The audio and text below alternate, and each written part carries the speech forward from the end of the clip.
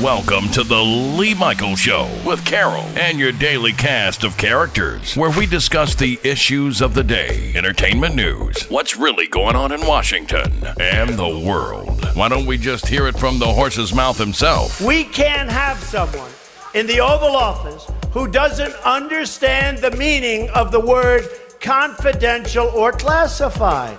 I don't think it's safe to be briefed on national security because the word will get out. I know at some point they're going to be calling, they're going to want to brief me, but I'm not a talker about this stuff. This is like Watergate, only it's worse. Because here, our foreign enemies were in a position to hack our most sensitive national security secrets. Thanks to you. Of course, it turns out the Russians didn't need to hack Hillary's email server. They were able to hack Trump's mouth. This is like Watergate, only it's worse. The Lee Michaels Show on the Power of Voices Radio Network. Yeah. Good morning, Vietnam. I'm sorry, I was having a flashback. Hello. Welcome to the show. It's called The Lee Michaels Show. I don't know why they call it that, but some brilliant scholar maniac came up with that name. Don't look at me. Along with Carol, who's not here today. She's out on assignment. But we've got our trusty cast of characters standing by, which includes my main, hailing out of the great city of Chicago. Southside. Yeah. What's up, Chris Bass? Boom shakalaka. How you doing, sir? I'm rocking and rolling. Well, you sound like you had a flashback to when your days in Vietnam, I see. Yeah, man. That is, it's funny because there's a smell of smoke in the air here in Los Angeles. It's something, I've been told that there's something on fire near Camp Pendleton. So, I guess I was smelling that aroma. What aroma are you referring to, sir? Smoke. Destruction. What kind of smoke? Okay. I thought it was other type of smoke. No, not smoke on the water. But bong water. Boom, bong, shaka-laka-laka, bong. Bong, yeah, man. How you doing today? You good? I'm good. Not too shabby. I'm doing all right. Good. Everything's copacetic. Everything is everything. Good. I'm a little on the tired side because I was out till a little after 3 a.m. Doing the lifting stuff? Yeah, I was, lifting up all the night crawlers, make sure they get home safely. And, it's my responsibility. It's like Superman, Batman, and all the other superheroes. It's my responsibility, and I accept this responsibility of making sure all of the night crawlers reach home safely after drinking up all the fluids in every bar in town. Those night crawlers are probably mixed with some type of weed and alcohol. Yeah. I picked up one lady at the airport. She had just come in from Hawaii. Mm-hmm. Took her to Newport Beach. And she had to be at work at 9 a.m. That must have been around 11:30-ish, almost 12 by the time I picked her up. It was about a 45-minute ride down to Newport. Then I bounced around down there a little bit and between Newport and Costa Mesa. And then I headed on back. Got a couple of short rides on the way back up to the LAX area. Mm-hmm. So it was a good night. Not bad. While I was waiting for a ride at the airport, there's a holding area. They call it a staging area. It's a parking lot about a mile and a half away from the airport. And a guy pulled up next to me. He said, "Hey, I got a question." I said, "Yeah." He said, "How long does it take to get a ride here? I've never done one from the airport." He says, "I live up around Burbank." So we're at LAX. I said, "Well, what, are you driving Uber or Lyft?" He says, "Uber." I said, "It won't take long. You'll probably be out of here before me." So we began to exchange a little, conversation back and forth. He told me about this trip he had from Burbank to Las Vegas. I said, damn, man, I've been waiting for that one. I've gotten the one to Santa Barbara, down to San Diego, out to San Bernardino, but I haven't gotten a Vegas call yet. So I'm standing by. So he said he got a net after Uber took its expenses out. Mm-hmm. He got $213, which is not bad, you know. For a 4-hour drive, you made about $50 an hour, a little over. Okay. Yeah, Good it's about a chunk of 4-hour drive. And then he went on to further add salt to injury. He says, then I went to the casino and won another $500 at one and another $500 at another casino. I say, ain't that nothing? Good for you. Okay, you're on a roll. So it's $1,213, you know, for a good time. So, you know, the only thing about it is on the way back, he couldn't pick up a ride out of Vegas, Nevada, because Uber won't allow you to do that. It kind of blocks out your app. So not until you get across the California line can you pick up a ride. But with Lyft, you can. So if I get that ultimate ride to Las Vegas from Los Angeles, I will probably bounce around in Vegas, pick up a couple of local rides, and my son lives there, him and his family. So I'll probably crash there and spend the night and have some fun with my son and my granddaughter and my daughter-in-law, and then head on back. So it'll be a nice ride. Got the plan all worked out. Yeah, I got it. I'm just waiting for that call. With my puppy-ass luck, though, it'll be a midnight call. Getting in there at 4:30 in the morning. Oh, I don't want that one. Because the last one I got down to San Diego was midnight, and it was an hour and 50 minutes down there. Mm-hmm. And San Diego is like a ghost town at that time of the morning. You know, it was about 10 minutes to 2, and the stoplights were flashing. It's like, oh, man. you know, here at 2 o'clock in the morning, in like downtown in L.A. and other areas, you at least see a couple of cop cars floating around and homeless people. But in San Diego, I don't think I saw a homeless person. And didn't see a cop, and there was one gas station open. I went, damn. Did somebody put the Hoover vacuum cleaner and suck everybody up and out? It was strange. It was funny. Like eerie, you know? You know, it's funny you mention that because my oldest daughter, Brianna, is meeting a friend of hers she hasn't seen in a while in San Diego this weekend, going to San Diego. So she said she's taking a flight, have a connecting flight out of Dallas, I think. And then go to San Diego from there. You know, she didn't say what airlines. Mm-hmm. Yeah, but she's going there this weekend. Cool. Yeah, it should be fun. I mean, San Diego's a nice town. A lot of military or former military people there, Navy guys. You know, they retire there and just say, hey, I'm here. You know, I'm staying. I like the weather. It's great weather down there. It's warm. Right. A little warmer there than here in L.A. Beautiful beaches. Decent nightlife. Not like L.A., but it's decent. Orange County, California is kind of a bedroom community similar to San Diego, but even more conservative. More that's what I've been told. Yeah, more Republican in that area as well. They don't even have any nightclubs there. They might have one or two little bars that you might have a couple of hillbilly, you know, guitar players playing in there or something that. But that's about it, man.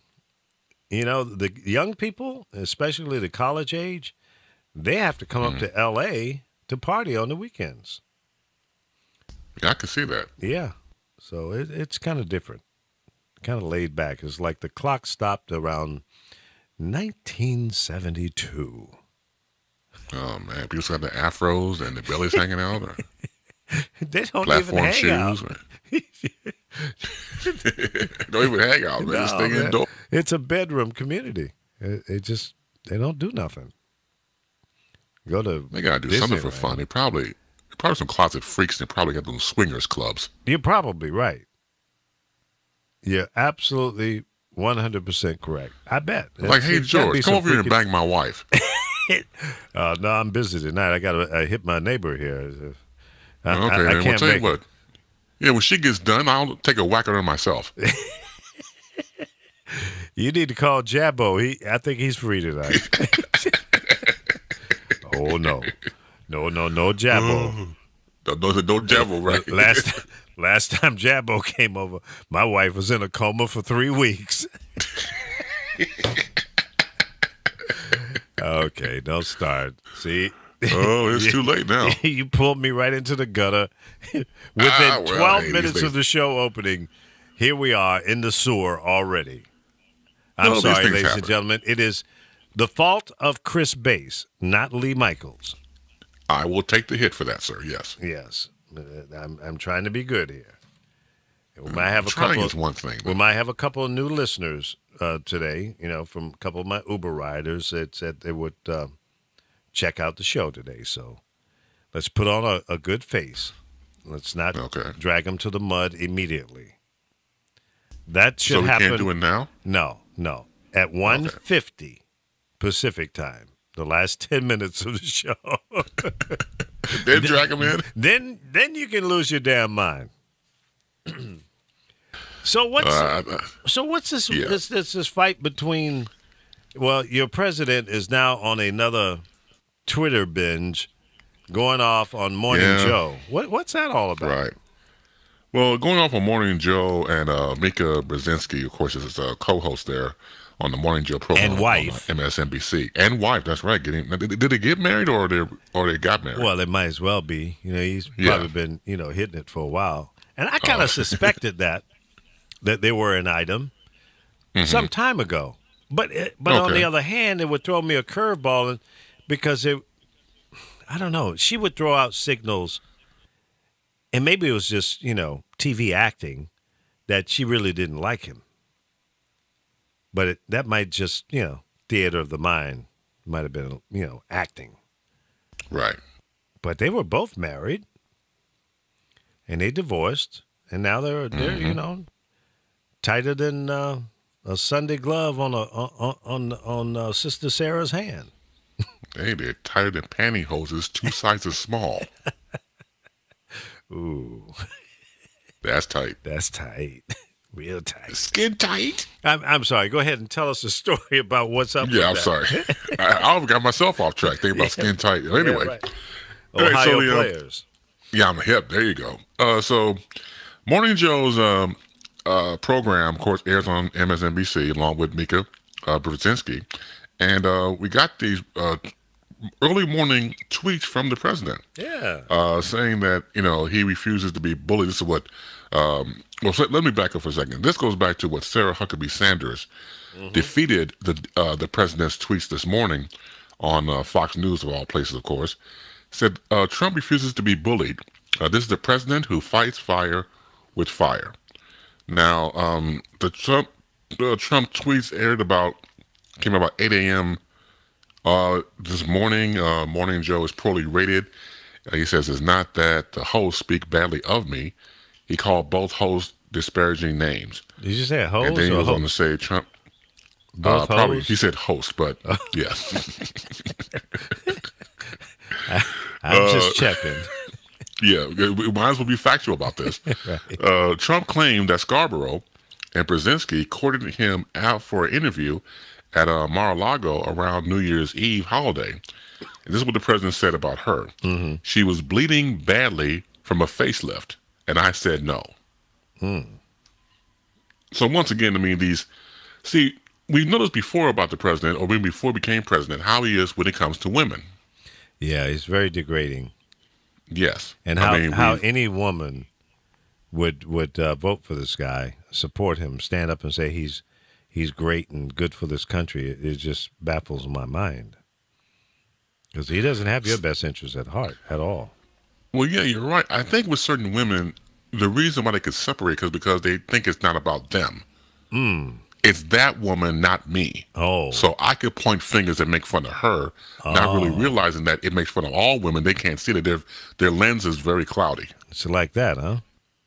That's what I think, because in interviews I've seen after the, grab them by the pee comment, yeah, and I think ABC I was watching, they did a random interview with street people on the street and asked the ladies, what do you think about that? And some thought it was funny because I'm like, okay, why do you think it's funny? They asked them, why do you think it was funny? Well, because it's a joke. He doesn't take it as seriously. It's locker room talk, quote unquote, locker room banter. They don't mean it. And then the reporter was like, but, you know, you are a woman. You should be offended by it. No. It's not about me. I'm like, okay. What about the woman next to you? Could it be about her? Right. It's a cherry pick situation. Jeez. I don't get it. I really don't. I mean, it's sick. It is. Listen, I'm a fun guy. I've partied hard and done some wild and crazy stuff. But this guy, I mean, there's all kind of crazy people in this world. But you can't be the president of the United States of America and make these kind of comments. And you just can't. It's just not appropriate. It's not who we are as Americans as a whole. We got some crazy-ass Americans, there's no doubt. Right. But that's not the face of the country. And that just bothers me. It's frustrating. Well, you know, not only that, of course, and you're absolutely right, it should be frustrating because people should realize that as a president, you should not comport yourself this way. Yeah. And then you have bipartisan criticism on both sides of the aisle. For example, this came from Senator Lindsey Graham, Republican, said the following: Mr. President, your tweet was beneath the office. It represents what is wrong with American politics, not the greatness of America. Now, once again, this is a Republican saying this. Yeah. So it's not about Democrats, Republicans. It's just about what's right. Yeah. And he can't see it, of course, because the man, once again, is unfit to be in an office. Misogynistic behavior, very misogynistic. He's very juvenile, but yet everything's okay. Because you know what's sad is that we're used to him doing this. I'm not. I can't, and I refuse to get used to it. I can't accept it. It's unacceptable. You know, I would like to think that if his parents were alive, they would be, disappointed. And he really needs a good ass whipping. Would they be disappointed, or would they be on his side? Would they encourage it? Well, his dad was kind of like him. Apples don't fall far from the tree. That's true. The whole thing in back in the 70s when him and his dad were discriminating against people when they were coming in to rent an apartment in New York. I mean, two birds of a feather flock together. They were both involved in that. And they were found guilty and fined by the federal government. So why should we think that anything is different? Oh, well, it changed. I'll give you the benefit of the doubt.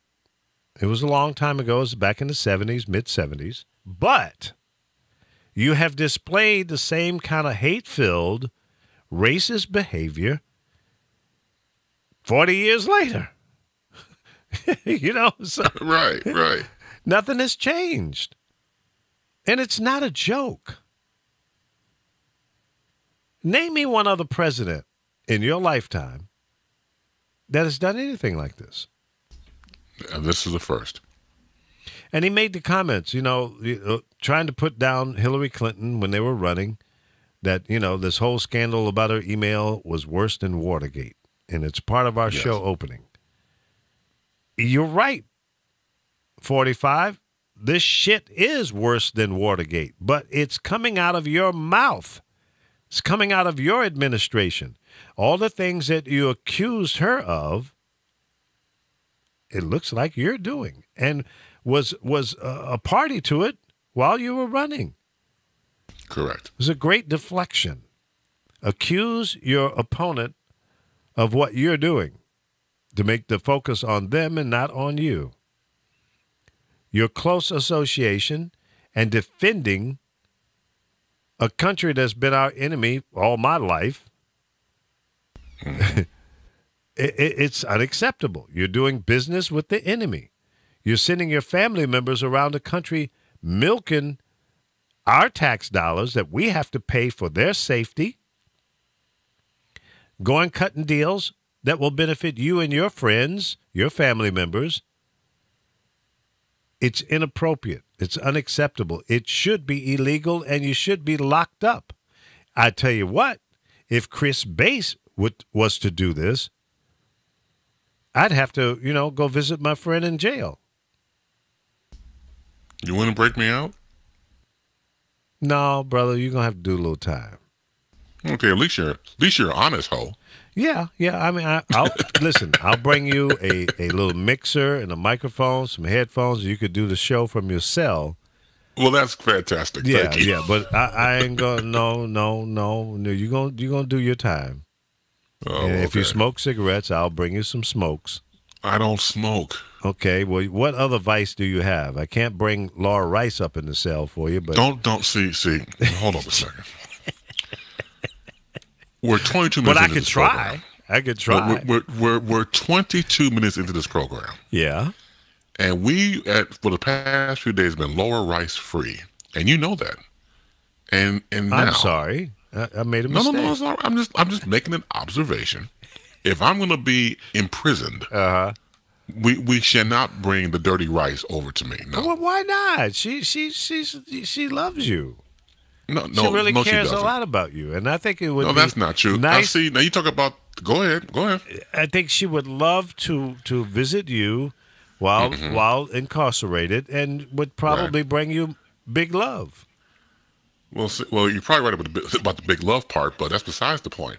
That's just like me saying about you. If the roles were reversed and you were in prison, that's like me bringing Carol to you. No, no. Shoot me. All right, see. Just bring a pistol and shoot me in my freaking head, and we get to put me out of my misery. You don't want Carol to give you Congo visits? No, hell no. Give you Carol love? No, because that wouldn't be love. That would be torture. Right. She went, what do you want me to I can't do a voice. No, what are you talking about? I came here to visit him, not to screw with him. What's wrong with you? Look at him. I don't want anything to do with him. He's old. I don't want to know anything. I don't want my thighs high to the sky over somebody like him. He might have a heart attack. And don't touch me. If we're gonna do it, don't touch me. Don't just lay on top. Don't touch me. I can't have that. Oh God. I just look. If we're gonna go visit the man, that's okay. I'm for that. But this kind of go visit stuff, no, that's not in the contract. No sex, and don't touch me if we do it. Don't do that. No, I can't. I'm too old to be raped. I'm too old to have sex. And if I was to have sex, don't touch me. How you gonna I have jog sex every day. Wait a minute. How you gonna have sex and no touching? Well, I've done it before. I can't show you right now, but I've done it before. I've had sex with nobody touching me. I want to be touched. For those who are watching us on Facebook and YouTube, I'm trying to hold my composure together. Every time the other Carol talks, I show the empty seat where Carol would normally be sitting and the microphone. Right. So that's the best I could do. No, that's fine. No, I'm all right with that. Oh, God. No, that's fine. But, I jog every day along the beach. There's a guy there that I've seen for the past 3 years. He's a nice guy. It's just he has his van. He always hangs around, and the van bothers me because he might kidnap me. Does he have like a mattress in the van? Well, I didn't get that far, but if he did, I just can't be touched. Don't touch me. You need to get over there. You really need to get some therapy, Carol, because, that whole touching thing, man, you're missing out. Well, don't get me wrong. It depends on who's look, I date guys from 18 to 80 years old. Okay. And between the ages, I might have somebody touch me, but it's very rare. Like, for example, if I'm having sex with somebody, you could touch me on my shoulder. That's it. Don't touch me anywhere else. Well, that doesn't sound very enjoyable. I mean, you know. You never really done it before. You might, hey, it's hands-free. Oh, gosh. You ever had hands-free? No. Well, you might want to try it one day. It's very acrobatic. No, I'll let Chris handle that. Or Alpha. Well, maybe Alpha. I'll tell you, I know Apollo would hit it, but no. You're like a sister, maybe. No, I wouldn't want anything to do with you in that way either. Well, good. We'll Okay. keep it. We'll keep it in that mode. Just Well, that's great. Yeah, yeah. Apollo would have sex with air. He'd try to hit air if he could. He probably has. Bird baths. Yeah, he probably has. He's probably got air pregnant. Oh God. He can go to bird baths and they'll tickle his undercarriage. Oh, boy, you're a mess. Well, Carol, hang on a second, and we have Alpha that might want to come in and tickle your fancy. I'm not That's sure. other Carol. I'm not Carol. Oh, the other Carol. Right. Alpha, help me out here. This is I'm not trying to help either one of y'all. Why? You're both going in gasoline draws. That's all I can tell you. That's not nice. What's wrong with you? I didn't say anything about you. You choke on cheeseburgers. I mean, come on now. Chris. No, this is other Carol. It's That's other not Carol. Chris. You That's get it wrong. other Carol. That's Carol's alter ego. Well, other Carol reached way deep down inside and grabbed Chris by the neck and tell him, Chris, you and Lee, you're going in gasoline draws. You're bothering my friend Carol. Y'all ought to be ashamed of yourself, really. I don't understand the violence in this type of behavior, Alpha. I always go to you for your mass knowledge of politics. This is the thanks I get. How dare you? You know, wish you might die. The hell with gasoline draws on. That's disgusting. That's pretty hot, actually. I see right now. Do I want any parts of this? I might have to go mute for a few minutes here. What's up with your microphone? You're kind of like in and out, like. Well, I got a lot of conversation in the background. I got company, so that's why I say I'm going mute for a few. Okay, well, all right. The background doesn't bother us. I hear the baby back there, but that's okay. You know, Yeah. that's called room ambience. Yeah. Yeah. So, other Carol, Yeah. what do you got going on today? What you doing? Well, look, this is what happens when Carol leaves and she has her hair or assignments to do. I'll step in and provide that other Carol role that you need for the program here. Well, Carol occasionally buys lunch. Are you buying lunch today? Oh, hell no. Oh, you're the cheap other Carol. Yeah, there you go. Well, Carol's tight anyway. She's very frugal. She doesn't like to spend money. She goes to, I've heard. Thrift shops and pop-up stores, and she milks a cow. But you sound like you're worse than she is. No, I don't even go near the teat of the cow. I ain't go near it at all. No, you're on your own. What was that? The teat? I won't even go near the teat of a cow. The teat. What is a teat? The teat. The nipple. When you get the milk from. The teat. Tit. Teat. No, it's teat. pronounced... And I can't touch it anyway. Cause don't touch me. I won't touch your teat. The teat. Teat. T-E-E-T. Teat. I won't touch it. I won't suck it. The teat of a cow. No, I won't. No, I won't touch it. Where's the teat located on the cow? It's about where you get the milk from. Underneath in the area where you get milk from. When they milk you. Lee, you know this. This is it's the boob. It's the tit, not teat. Teat. Teat. Help me. Yeah, it's teat. You didn't know that? No, I've never heard anyone pronounce it as a teat. Now, Lee, you've been around all these different cities and, places, and no one has said about teat. No. Oh, okay. No, well, this is a new experience, and I appreciate your bringing that up. No, Maybe. Not a problem. No, really. No, you should understand that when you milk a cow, and you take the udders, whatever you want to call it, and you milk, that's you grabbing a teat. I've seen people do that. I've never done it myself, at least not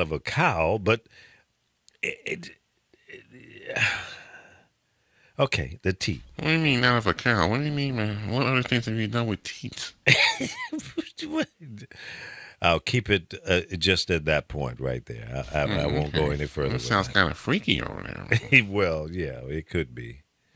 Oh, okay. Well, let's share with the class. Go ahead. No, I'll just leave it there because Okay. it may not be pleasing to some people.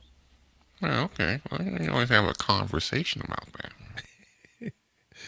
It's hard to have a conversation with you, Elder Carol, because, I mean, Okay. you're like the Carol on steroids. Who's to say I don't use roids? Not I Android. just might. Yeah, I just might. You probably do. Yeah, I don't Nothing tell would anybody. surprise It's me. none of their business. Do It's you none of their business, and don't touch me. do you like flowers? No. Okay. What am I gonna do with flowers for? They just they just sit there and don't do anything. Well, they don't touch you. No, don't touch me. No flowers, no none of that. No. You're difficult. Yeah, I don't like flowers. No, you don't like You the don't smell like of them, flowers, or- Lee? I, No, I, no. I appreciate flowers. Yeah. I like the fragrance that some flowers give off. It's kind I of don't like refreshing. them because I don't like them because they're different colors. Oh, See, flowers should be one color, and that's that. And that way, it won't confuse people. and what color should they be? They should all be yellow. Yellow All flowers should be yellow. And that'll be one straight color all the way, and various colors confuse me. Is that the only thing that confuses you? We don't have enough time in this show to go through all that, Lee.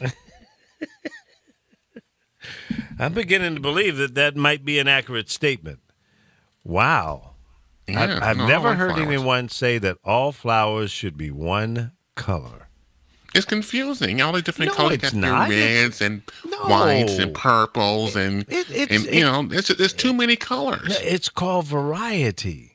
No, I don't want variety. And don't touch me. No, just be one yellow color, and that'll be that. But And, that and would don't be have boring. If all flowers were yellow, and don't have the flowers touch me.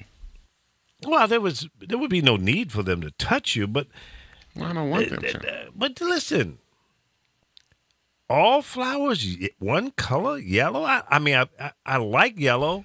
I mean, and there was even a song called "The Yellow Rose of Texas," right?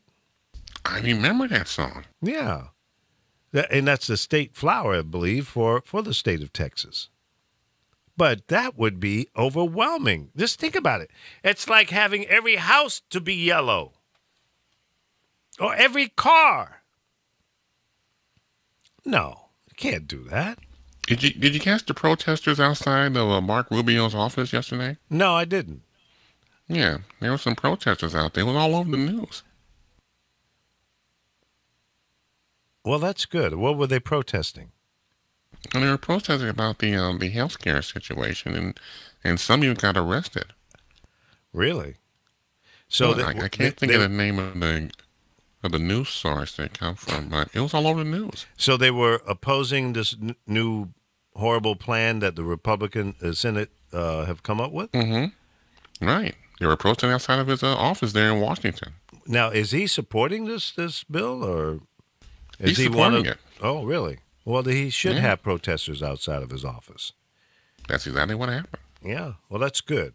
Keep protesting.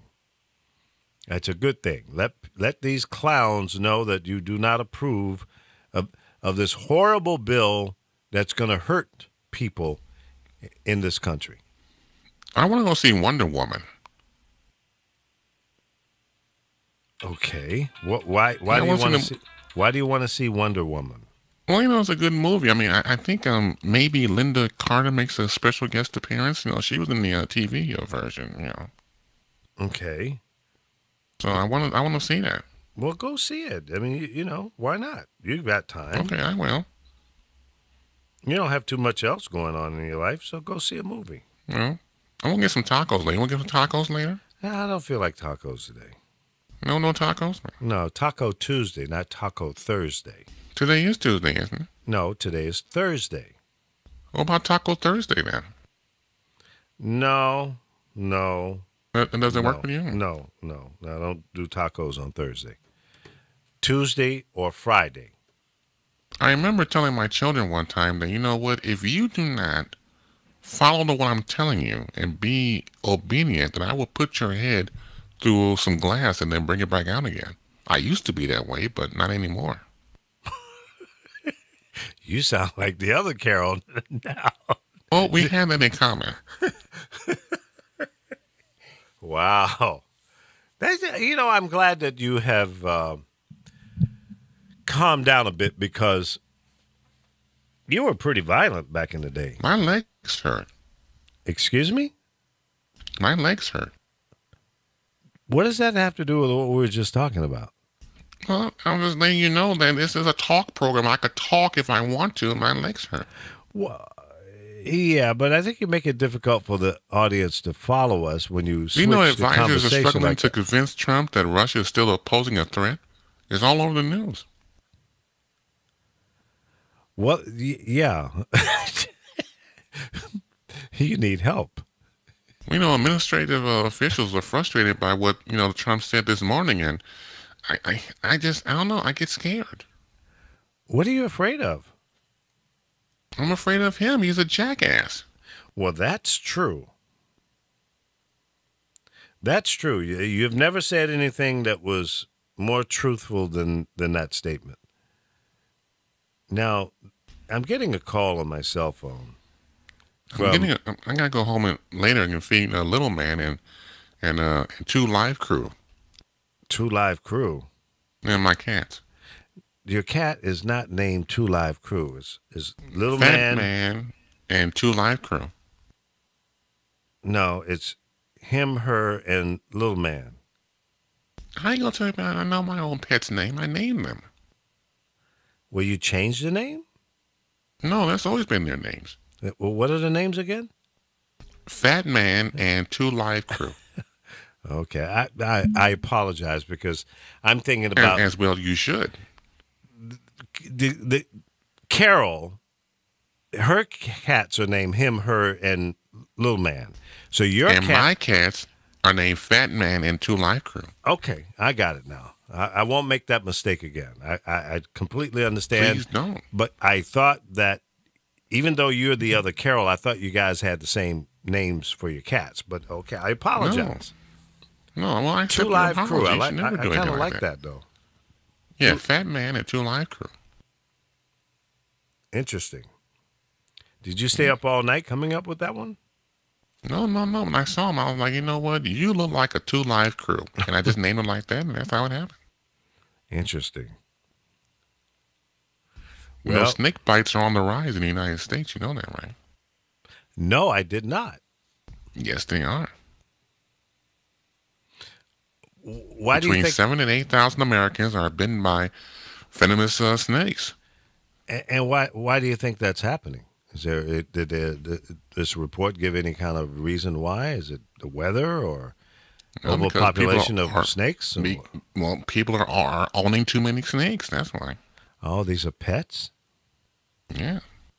Interesting. Well, in the state of Florida, a lot of people bought these boa constrictors and pythons, and they got to be so big they didn't want to have them anymore, so they just took them out to the Everglades.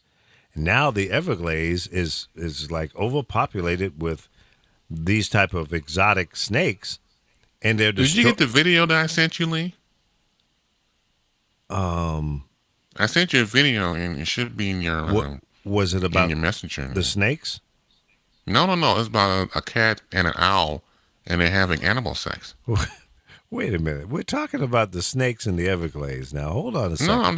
No. I sent you a video, and you should check your messenger. We'll check that out. But let me finish the thought on the snakes. No. I want you to watch the video. It's fun. It's a lot of fun. I'll do that. But hold on a second. Hold on. Let me I don't want to hold on a second.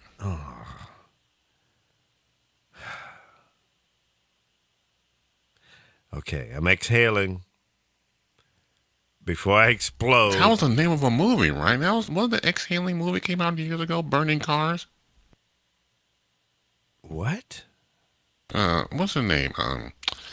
With all the black women in it. They were all mean and black, and Whitney they Houston? had their necks rolling on. Yeah, right. What's the name of that movie, Lee? Waiting to exhale. Right. And they and one of them burned the car. Yeah, that was pretty wild. She was upset with her boyfriend, her husband, or whatever he was. Right. And you were exhaling, so you had to go burn a car now. No. I was... No?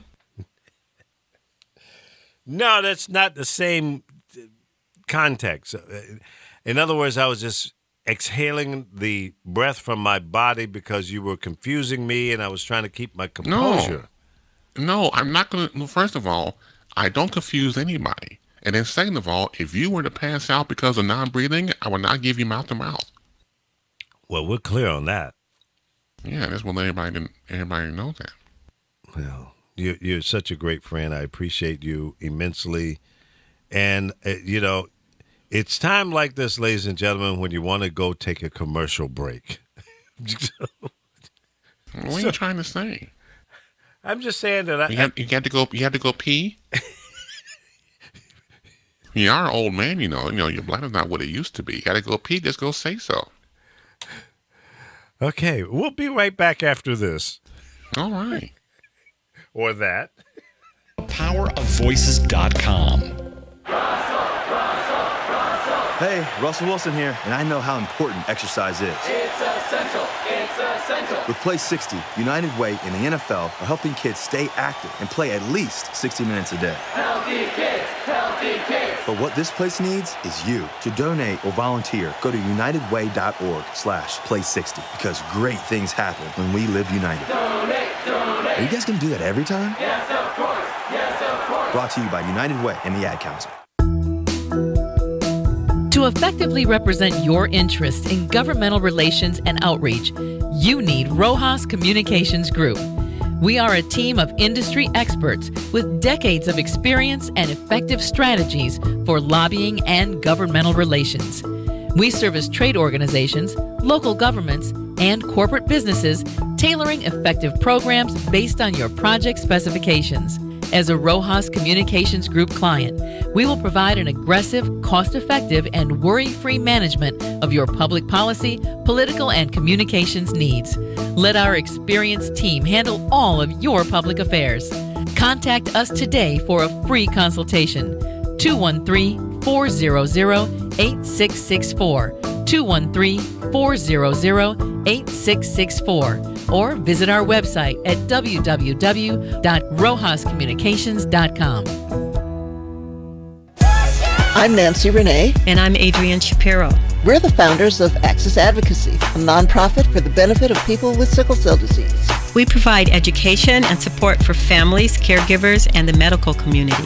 Join us every Tuesday at noon Pacific Time on thepowerofvoices.com. We'll talk about current issues, what's on the horizon for treatment, and how to help families living with chronic diseases. And we look forward to you joining us on Tuesdays at noon Pacific on thepowerofvoices.com. Welcome to the new world of talk radio, thepowerofvoices.com. And this is the Lee Michaels Show. A bit out of control today, but it's okay, I think. And along with us today, it is Chris Bass out of Chicago and Alpha out of Chicago. Sounds like he's doing his grandpapa duties with the great-grandchildren playing in the background. That is so sweet. I really don't have a problem with that. It's real. It's what we do in life. Your kids grow up and go out on their own and they have children and then they drop them off at your house. And then the grandchildren grow up and do their thing and they drop off their children at grandpa's house. So that's our job, I guess, huh? Welcome back to the show. It's the Lee Michaels Show on the air from 10 until noon Am I left-handed?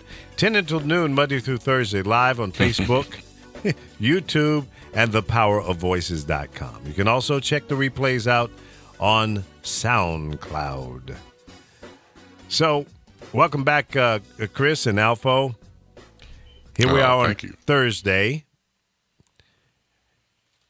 Thursdays always get me a little confused now that we don't do a live Friday show. It feels like Friday, you know? Mm-hmm. And it's our Friday. It's our Friday. You got it. That is correct. And, you know, it's beautiful there in Chicago weather-wise now. What's your temperature now? Sure, let me get it right, because it could change in 2 seconds, so let me get the right one. That's true. Right now, a good 80 degrees. You're 8 degrees warmer than where I'm sitting here in Westchester, California. Well, actually, it's L.A., but the subdivision is called Westchester. Oh, got it. Yeah. So you're 8 degrees warmer. Yeah, for now. And your humidity is a lot more. Humidity is kind of less right now. Really? Yeah.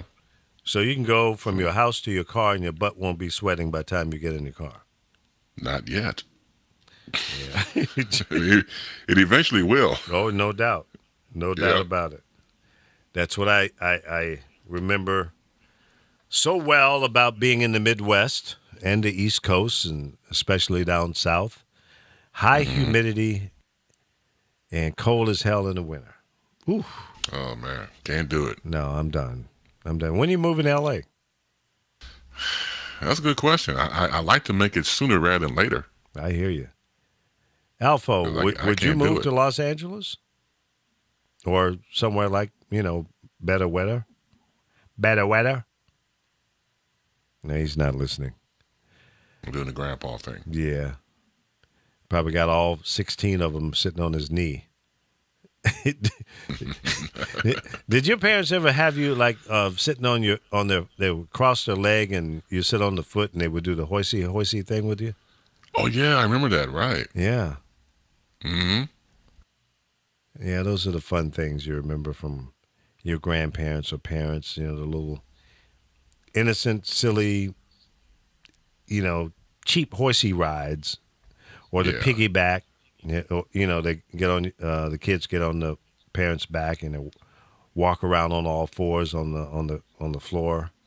Mm-hmm. Little things like that. Just childhood flashbacks. Flashbacks, bonding moments. With your family is great. Good stuff, man. Now, did you have a close relationship with your grandparents? Did they live near you? Yes. In fact, we were all family. My maternal grandparents. Mm-hmm. Now, on my dad's side, I never met my grandma. Unfortunately, passed away. My paternal grandfather I knew. But my maternal grandparents we knew intimately because we saw them every day. In fact, we went over to their house. My mom would drop us off before she went to school, and my grandfather would take us to school. Okay. So I saw them every day. They were always family. So what was one of your memorable moments with your grandparents? Did they have a saying or something they would do all the time that you could flash back on? Well, the main thing that comes to mind was if my sister and me had to stay over, say, my parents went out and we stayed at my grandparents' house. Sure. My grandfather was very cheap. So I mentioned before, he was tight, huh? At 10:30 p.m., all the lights went out. Out. Everything's dark. Out.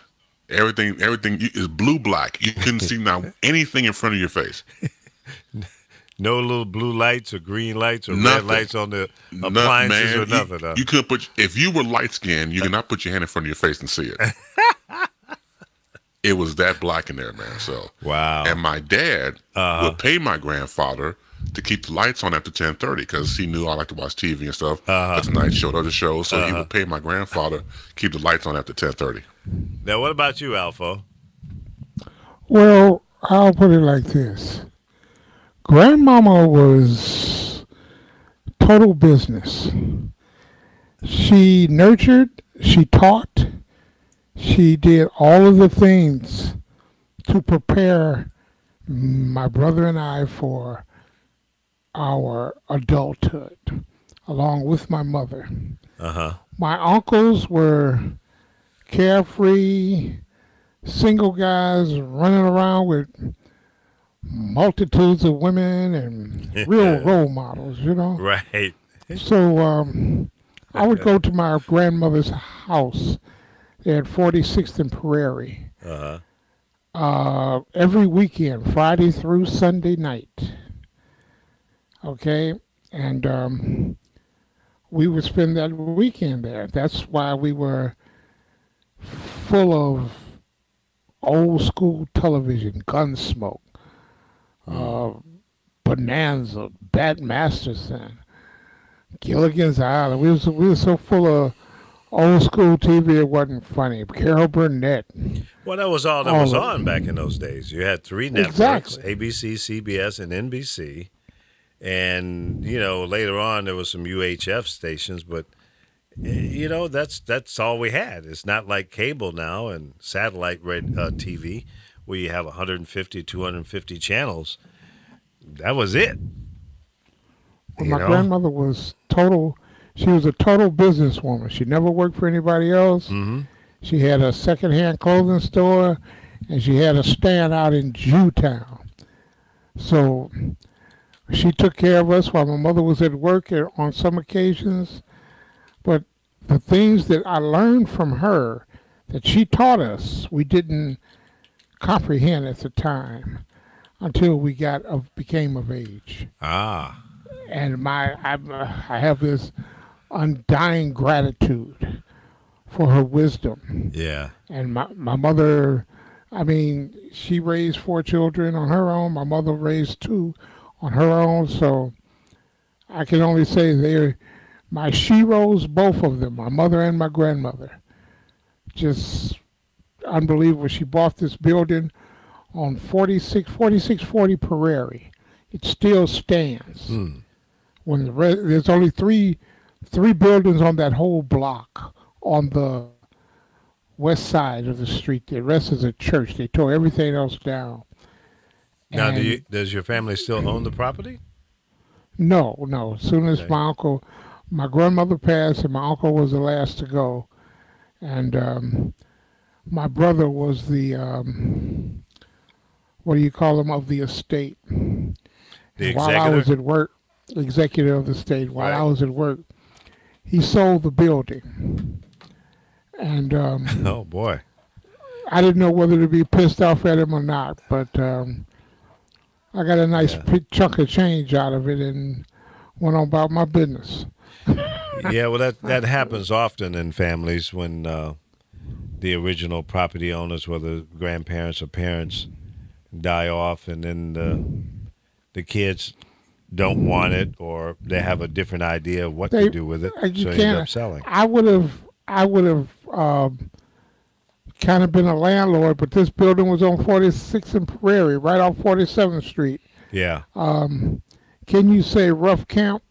Can you say I didn't have to, and I was doing what I was doing, and I really didn't have time for it, so I wasn't too pissed off that he sold it.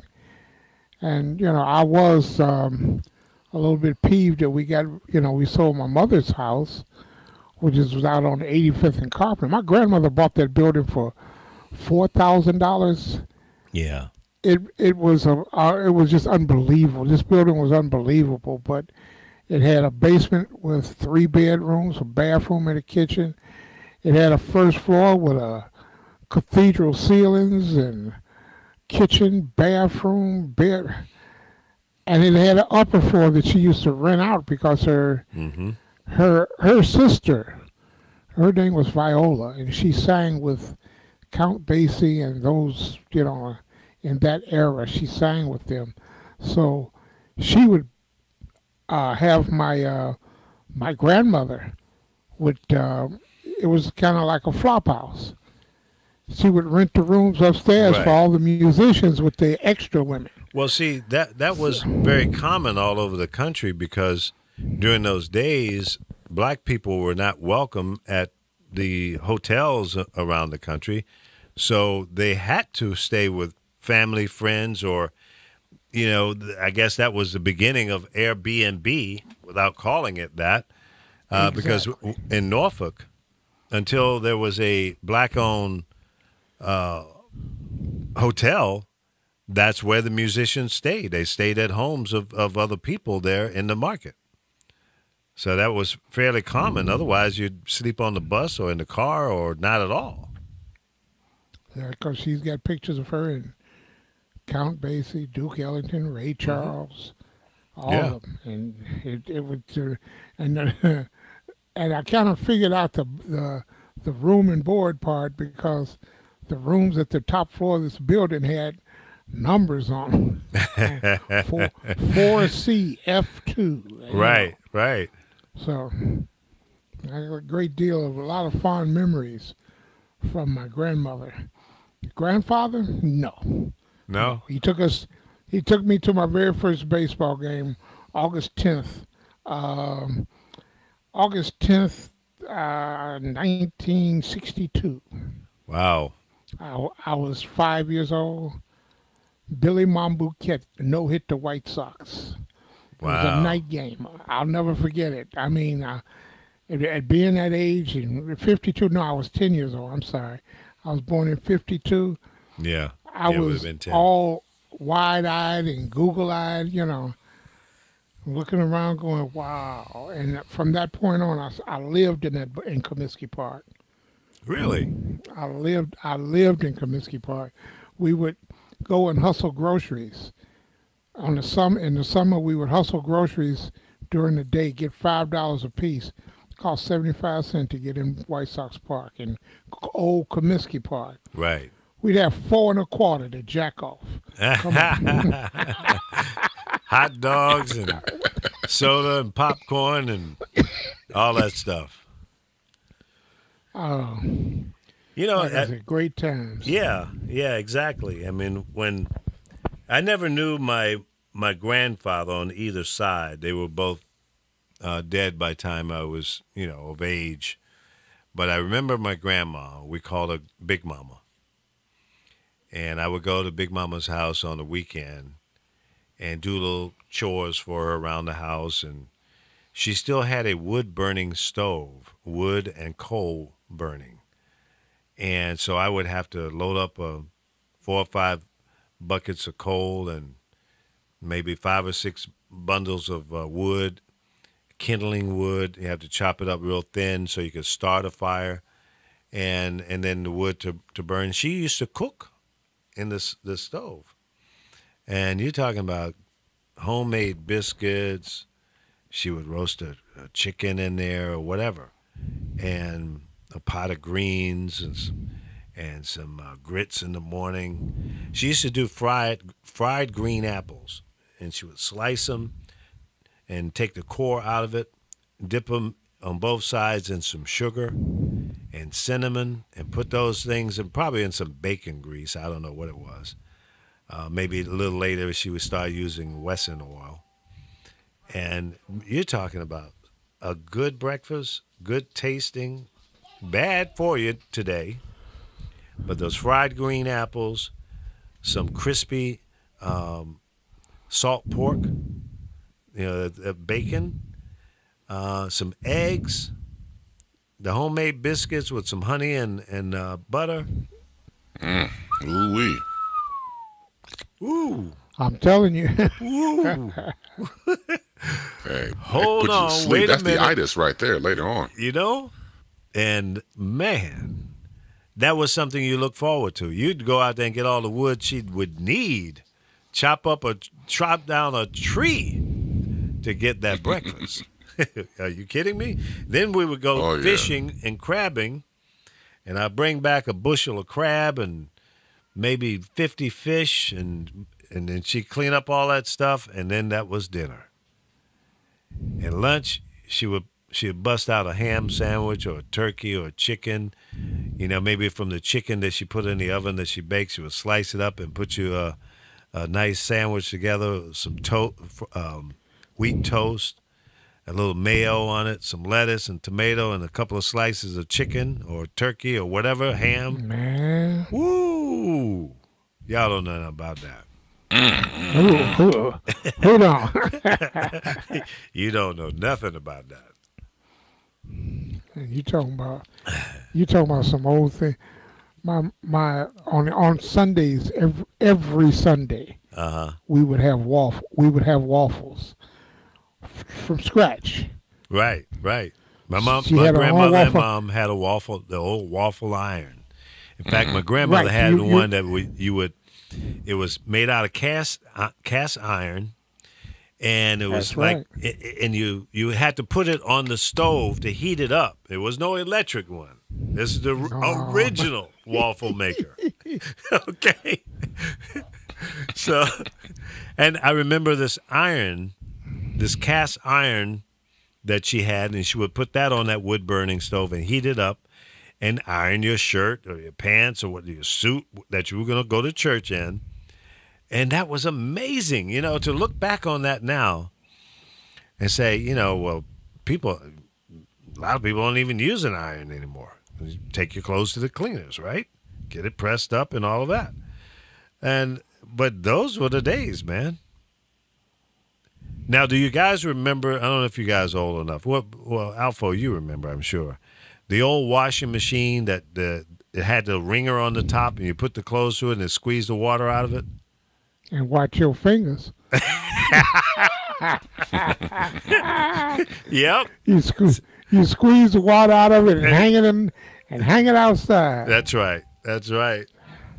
Yep, I remember those things. And my grandmother did have a washboard. So for something small, she would get in the kitchen sink with the washboard and some of her homemade soap, lye soap, and wash usually something white. Maybe, I know she used to wash her what do you call them? The rags and what have you she used for cleaning. She would use the washboard for that. She didn't necessarily throw those in the washer. She did those by hand. And you're talking about those things were like pure white. No matter what she cleaned up off the floor or the countertops or whatever, they were crystal clear white when she got through with them. It was amazing. And it was homemade soap. Not Tide or any of that. Yeah. She made her own soap. And when I was in junior high school, I made a metal pan for her to pour the lye batter in it, and it would sit for a day or two and become firm, and it was like, you remember ivory soap? Oh, yeah. It was white and would float. That's what her lye soap looked like. Oh, okay. And they used to have these little bake sales, and people would make, homemade things, pot holders or whatever. And they would have these church bazaars, I think they call, and where people would bring this stuff and sell, and then the money went to the church and blah, blah. My grandmother's soap was sold out in advance, months in advance before they would have these events. So when she got there, they were just picking it up. There's just no standing around. Can I get 2 bars of soap? It was gone, sold out. Sold out. Oh. I'll tell you another thing that she used to make, my grandmother. Yeah, y'all gonna die on this one. But she would obviously clean the chitlins, and then she would chop them up and then fry them in a little oil or butter or whatever it was, and that was but I don't eat that stuff anymore. I haven't had chitlins and I don't know when. It's Chitterlings? Chitlins. No, chitlins. Chitlins, boy. Chitlins. I had some New Year's and Christmas or Thanksgiving. Yeah, that's when people would eat them around that holiday. And you know how do you remember them sitting on the stove and how long it took them to cook? Oh yeah, forever. And how they stuck up the room. Oh, the neighborhood. What are you talking about, room? He could be walking down the street and say, "Oh, Big Mama in there cooking some chitlins." Well, I got the last laugh because I do mine in a pressure cooker now. Oh, really? Hour and a half. That's cheating. Bingo. Damn right it's cheating. That's cheating. Damn right. Wow. It takes about an hour and a half, maybe 2 hours. We normally go 2 hours, 2.5 hours. make sure Wow. them suckers is done. Well, you But, could probably take those things out and man. rub it on bread like butter. It'd be so tender, huh? Exactly. I'm telling you, Lee, it's like they've been slow cooking on the stove Yeah. for 2 days. But an hour, 2 hours, that pressure cooker It's straight. knocks them right out. Yeah, I don't eat stuff like that anymore. I never ate like pig ears and tail and feet and all that kind of stuff. Now all of that, no. I But couldn't for get some reason, chitlins was right there. See, Chris I'll ate eat a ham, all a parts pork of the chop, hog. from the rooter to the tutor. I never had them. Never. It was No? never in the house. We never had it. You know what not at used to all. gross me out? You go to the grocery store, and usually a little country corner store or whatever, and they have this big gallon jar sitting up on the counter with pickled pig feet in it. I went, damn, that's some nasty looking stuff. Oh, Lord, I don't want to eat that. Or you remember, and right next to that jar would be another jar of either dill or, what was the other one? Dill pickles and the sweet pickles, I guess it was. Yeah. Yeah. So you get a pickle, 10 cents for a pickle or whatever. Now, I used to go to the little corner store and buy, penny candy. My favorite, they were called whiskey drops. It was a little red candy with sugar on it. And it wasn't wrapped up in no cellophane or paper or anything. It was just candy sitting in a jar. And you get 2 for a penny. Man, I get a nickel and I'd be straight all day with my whiskey drops. What was your favorite candy back in the day, Alpha? You're close to my age, so we'll see how close we are. I was very partial to, they called them Nut Chews and Mary Janes. Mary Janes, that's right. And you remember they still have the Salerno butter cookies. Uh-huh. They used to be 2 for a penny. 2 for a penny, that's right. 2 for a penny. And then they would have this tall, thin brown bag full of potato chips. Mm. And you'd load it up with hot sauce and ketchup, and then you'd go on to school. What about you, Chris? Your favorite candy back in the day? Yeah, mine was I was a chocolate fiend, so I always like Hershey bars and Kit Kats and M&Ms and stuff like that. And, and that's the big. that was my thing. In the second generation, you were a generation behind Alpha and I.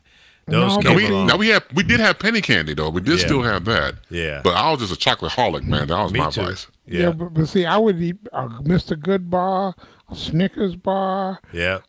You know what? Milky Way. I went to a Catholic school for 1 year, and you know lasted they had that long, huh?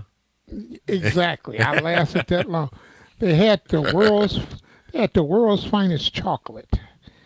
You remember that, Lee? World's finest chocolate coming is a long, thin chocolate bar. I don't It wasn't so remember that thin, but it was long. It's called the world's finest chocolate. That might have been a Chicago thing. I'm not sure about that one. In the 7th grade, we were given cases of this chocolate to take out and sell. Mm-hmm. Oh yeah. Yeah. It was kind of it wasn't wide like a. Right. It was in a white wrapper. With foil. Yes. Right. Yes. Yeah. Yeah. Needless I to remember say, those. I ran a hell of a deficit. Hell of a deficit. See, you ate yourself into a deficit. Huh? I started eating that chocolate. Yeah. And when it came time to turn the money in, Mama was so mad. My mama a little short. What do you mean you're a little short? Well, no, let me put it like this. I didn't go to Mama and tell her because we was in the house alone, and I was afraid of what she'd do to me. I let the school notify her while I was in school. There you go. That was smart. Man, you might have been assassinated. I'm going to tell you like this.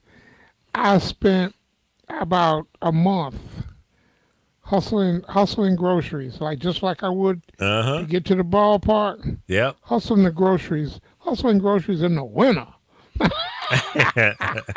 Trying to pay back, huh? And I paid her. Oh, I definitely paid her back. Yeah. I paid her back, and man, and I would say to myself, can't wait till next year. But we moved, and they took us out of school. All right. So, what was your potato chip brand of choice? Jays. Jays? There was Evans at the time in Chicago. There was Evans and Jays. That was it, huh? That was it. They had the Okie Doke popcorn, and same for you, Chris. That did it. Yeah, that was it. Yeah, Jays and Evans almost, well, not almost, but they did at one point. I was hooked on it. They had sweet and sour potato chips. Right. Oh man, that was through the roof. So between that and, like Alpha said earlier, depending on what store you went to, you got a bag of potato chips, and they had those pumps for ketchup and hot sauce and different type of sauce and everything else. Just put it right in the bag. Right. Shake it up and move it around. Now, see, in Virginia, it was Wise. Jay's came along later. But when I was a kiddie, I was a shorty, it was Wise potato chips, and there was another brand. But I remember Wise. Lay's and Wise. Oh, yeah. Yeah. And then I used to love the Cracker Jacks. Oh man, I had those in a long time. At the time, I wasn't a big fan of caramel corn. Mm-hmm. Not at the time. But you grew into it. I grew in. Only time I grew into it was there after Garrett showed up over in Chicago. Yeah. And I go to a place now that's just it's a crime to go in there without getting. They call it caramel cheesy. Mm-hmm. It's caramel and cheese popcorn. Yeah. But the popcorn is wet. Yeah, it's so good though. It's cheesy, caramel, and it's wet. It don't drip. No, but it's moist. You're right. Oh, what's the name of that place? Because I used to get it at this place down in way south, like 116th or something. 116th and Western. It's called Let's Get Poppin'. Let's Get Poppin'. That's the spot right there on the corner. They have a barbecue cheese popcorn. Yeah, I've been there. Oh man, you talking about? That's in Beverly, right? I don't know where it's at. I don't Monique, turn me into Porky Pig if you want. But I tell you. And I haven't gone there in a while because I make my own cheese popcorn now. Yeah, that's good. That's good stuff. You eat yourself into a coma. And when I went to the hospital and the nursing home and came out a month later, they had confiscated my cheese powder, so I couldn't make any cheese popcorn. And then I found it. That's torture. Just buy some more, right? No, I got a whole bag sitting here. I found it. They called them. They're poor hiders. Now, do you use Uber or Lyft?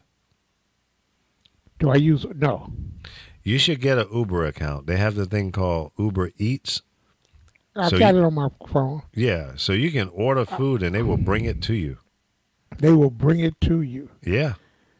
And I've got it. Do you have to have Uber and Uber Eats? Well, it's all in the same app. No, it's different apps. No, you can order. I got Uber. They got Uber, then they got Uber Eats, a different app. Well, okay. I thought on the passenger side you could do both out of that, because obviously I don't get picked up. I'm the picker-upper. But let me look at that. That's a good question. But I thought it was in the regular Uber app that you could order from that as well. And I just found out about Uber Eats. I told you about it about a month and a half ago. Right. I still haven't used it. Yeah, maybe you're right. I didn't realize it wasn't in the same app. Yeah, your trips, free rides, settings, drive with Uber. Legal? Yeah, you're right. So there's another app that you have to download, Uber Eats. Yeah, I got stuck with one ride from a Chinese place, and I'm sitting there arguing with this lady. I said, I didn't sign up for Uber Eats, damn it. And she's, no problem. She fast-talked me, and I got suckered into it. And then the jackass I had to deliver it to was a lazy butt, and it was one of these streets where cars were parked on both sides. There's one lane in the middle, nowhere to park. I called this clown. He says, well, can you just bring it to the door? I said, no, there's nowhere for me to park, buddy. You got to come get it. And then and then, you know, and then they don't want to tip. The hell with that. So I went back to my Uber representative and told him, do not put me on no damn Uber Eats. I ain't delivering it. Plus, I don't want the funky ass food in my car. Yeah. That's really what you was pissed about. Yeah. You know, I don't want it. So I don't even have the bag that you're supposed to keep the food warm. I said, I'm not set up for it. He goes, you're right. I don't know why you got that. I said, because this Chinese place, they just did a regular Uber and wanted me to deliver it. And I told her I wasn't signed up for that. No, you don't have to be signed up. You don't know. No. And she had people in the restaurant, so I didn't want to assassinate her, but, you know. Whoa, assassinate. So I kept my cool, and I took the damn delivery, but no more. They won't get me. And I sat out there for like 5 or 6 minutes because I had no indication that it was a pickup for food. So when I finally went in, that's when I found out. Did someone call an Uber? And everybody's looking at me like, no. And then the lady came out from the back with this bag of food. And I said, oh, it got hijacked. But yeah, I figured that would be a good app for you. So well, I've got it on my phone. I haven't used it. I just have visions of DeColas and Jim Shoe Subs. And, you know, down my favorite deep dish pizza is Gino's East. Oh, stop it! Down. You know, it sounds like you've been there before. Oh, like a mad fiend. Like a mad fiend, I tell you. Got good taste, man. That Gino's East, nothing to play with. Mm-hmm. I tell you, you can mess around in there and hurt yourself. What do you want? I want a big pizza. I want the largest pizza, meat and pepperoni cheese pizza. What do you have? I'll have the same. We have 5 pizzas at the table. Everybody got their own pizza. Right? Big pizza. Big, large, extra large. Deep dish. 24-inch. Deep Man. dish? Oh, Deep hell dish. no. We're Come on, talking Alpha. eating. We're talking some food for tomorrow, too. Right. Deep dish, large. No, I can't eat that. That's too much. What, the deep dish? Yeah, I can't. You done lost your mind. Please. No, Yeah. man. I like the thin crust, and I don't want all that garbage on top of it. Give me some cheese, the sauce. Oh, garbage. Yeah, give me some pepperoni. Maybe pepperoni sausage and pepperoni. Yeah, that's about it. But I don't need the deep dish. No, that's too much, man. Come on. Oh, that's good. Oh, come on. And the Gino's East, their crust is like buttery. Yeah, buttery gold. Yeah, man, you talking about somebody crunchy. hurting yeah, I like crispy crust, thin. I don't like that thick stuff, man. It gets stuck. Well, to it depends. Rough of your Well, it mouth. depends what kind of mood I'm in, because I love pizza. Period. Now I do like my deep. I do like the thin, but the thin has to be so thin I could fold it. Yeah, yeah. And then go for broke.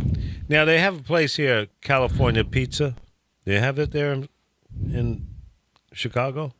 Not that I know of. But they have a real thin, crispy crust. That's good too. I like that. That's good. Oh yeah. Yeah, kind of almost burned on the edges, you know. Right there you go. Yeah. The oven baked. Yeah. Yeah, man. Ooh. Chris, where That's do you good get? eating. Yeah. Where do you get your pizza from, Chris? Let's see. Recently, it's been Giordano's, and then we'll venture out to what's the name? Beggar's Pizza has a good deep dish. Yes. So excellent deep dish. So that's the one I've had recently. Has been from Beggar's Pizza. Becker's? Well, the thin, yeah, Beggars. Oh, Beggars. Okay. I never had that one. But you know who has a pretty good commercial pizza? Domino's. Domino's Pizza is not bad. Who? Domino's. Yeah, I can't hang with that. I can't hang with that. No. I can't hang with them or Pizza Butt. Can't do it. Pizza Domino's don't go around here. Yeah, really? Pizza Butt. Domino's don't go around here. Neither does Pizza Butt. I like that crust. No. It's kind of, the edge there. It's kind of crispy. I like that. I mean, I've had worse than Domino's. Oh, me too. Yeah. Papa John's. Yeah, Papa John's. Yeah. No, Papa John's. I've never had Papa John's. It's not all that. It's okay. Yeah, don't do it. Yeah. And you know why? Uno? You know why I've never... Uno's? Yeah. I've had Uno's. You like theirs? Oh, Pizza Uno and Do? Yeah. Oh, yeah. Those are great. Yeah, I've had those too. But Papa John's, the reason I've never had Papa John's was when Papa John's began to become popular, he was absolutely positively against the Affordable Care Act. Yeah. And I said, there's no way I'd ever buy a pizza from this SOB. Yeah. And they showed pictures of his estate and all the money, and he's going to deny poor people health care? No. And some of those poor people come in there and give up their last dollars to buy the pizza from give up their sandwich. And what a lot of poor people, black folks here in Chicago, don't understand. In there with Papa John's, you can chunk Domino's, Olive Garden, Fridays, all of these newer restaurant places that pop up. All of them were against giving people health care. All of them are against raising the minimum wage. All of them are simply right-wing suckers. What there's some controversy on the what was it? The chicken place. Chick-fil-A. Chick-fil-A. Yeah. Chick-fil-A. Yeah, Chick-fil-A. I've never tasted it. I've never tasted it. Never will. Yeah, I don't support them either. I was just told real quick, my friend Lisa, in fact, in the chat room there, Lisa London says that they sell California pizza kitchen in stores here in Chicago, and there's one restaurant on Grand. Oh, okay. I thought I'd seen one there in Chicago, but I wasn't sure. Mm-hmm. Who's Charles Arrington? Charles Arrington declares that Garrett's is the best popcorn in the world. Yeah, that's Chuck. What's up? Charles Arrington is a old friend of mine that goes back to the late 70s, early 80s. He was a record promotion guy there in Chicago. He still does it. So, yeah, but Chuck has bumped his head a couple of times. But Garrett's is a good popcorn. It is. But there are a lot of other places out there now that are as good. It's a good popcorn. Yeah. It's a good popcorn, but it's not the best. Which one is no the best? No longer the best. I think Let's Get Poppin' is the best. Yeah. Yep. Yeah, it's very good. Let's Get Poppin'. Chuck, have you been to Let's Get Poppin'? I agree. That's a good popcorn. He says Italian Fiesta is the best black-owned. No, I agree with that. Yeah. What place is this? Italian Fiesta. It's called Italian Fiesta. Yeah. And that's what, Italian? Super food? thin. Oh, no, it's about black folk. Yeah. Okay. But it's super thin. Mm-hmm. The kind you can fold. See, I get down with that. Yeah. Yeah, that's New York style eating. The pizza, you fold it. Or is that Chicago style? No, it's New York style. New York, yeah. We ain't folding jack around here. So you like the sauce running down your chin and all of that, all over your shirt? We pick up the pizza. No, that's like they call them bibs. You got to get one. No, you don't use no bib to eat pizza. Pizza, bib to eat pizza. I use basically a sheet. Because food is everywhere. Well, that's just like, the Italian combo sandwiches, Italian beef, Italian sausage with all the, the sweet and hot peppers and everything else. And there's a certain way to eat that because you will get all over yourself. You have to stand a certain way. All right, so who's got the best Italian beef in Chicago? Wow. Sandwich. That's a good one. It used to be a place where I worked. And that was years and years ago. Chris, you know where Fred and Jack's is, don't you? Oh, absolutely, yes. Okay. Fred and Jack's had two satellite restaurants. One was called Ron's on 87th and Carpenter, and the other one was called Don's on 115th and Halsted. The buildings were identical, just like Finger High School and Calumet High School. Mm-hmm.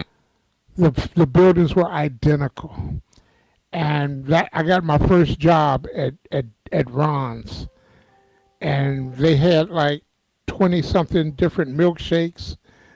They have Italian beef, Italian sausage, the combos, all of that. And that's where I got my first job. I was just out of 8th grade, and I got a job up there for a couple of years. And I got to tell you, they had the best Italian sausage with the red sauce on the roast beef, or you name it. And it was just great. Now, see, the best I ever had, now, traditionally, I guess, a Chicago thing, quote unquote, everybody would say Al's Beef. And Al is great. But for me, coming up on the southeast side of Chicago, in the Mexican neighborhood, I kid you not, it's a mom and pop place, had the best Italian combo I ever had in my life. Really?